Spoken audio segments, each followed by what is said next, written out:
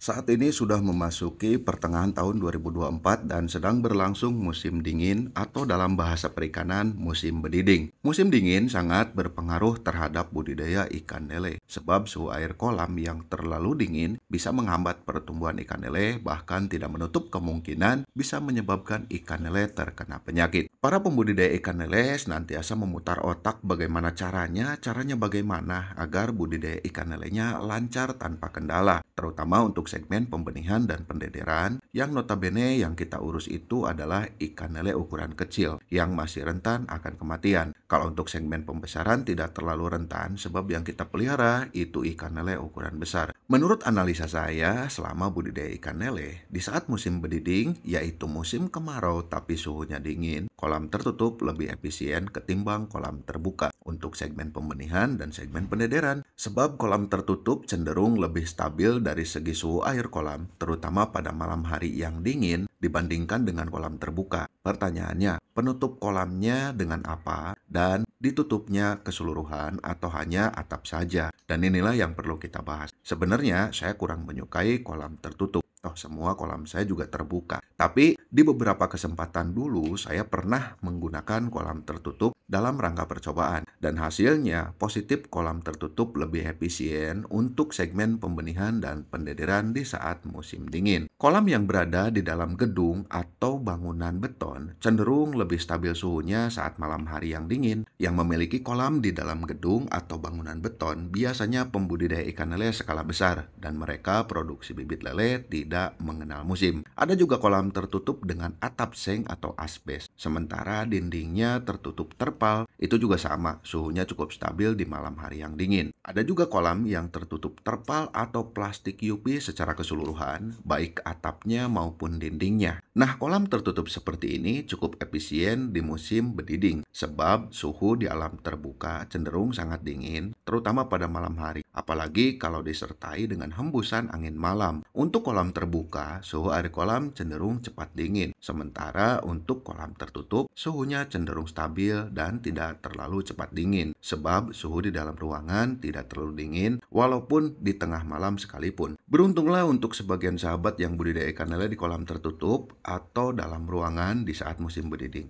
Kolam di dalam ruangan suhunya cukup stabil. Semoga tidak terlalu banyak masalah.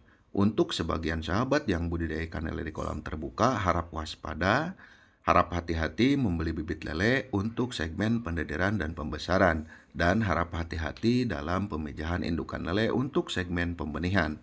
Sekiranya indukan lele belum matang gonat, jangan dulu dipijahkan. Semoga kalian paham dan terima kasih.